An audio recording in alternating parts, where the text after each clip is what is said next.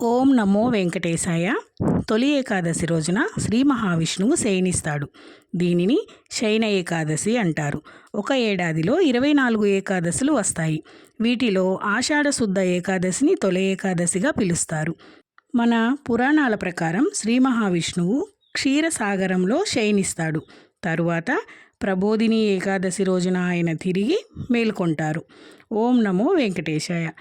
నేనైతే తొలి ఏకాదశి రోజున స్వామివారికి ప్రసాదంగా పేలపిండినైతే తయారు చేశాను. అలాగే పులిహోర చేశాను.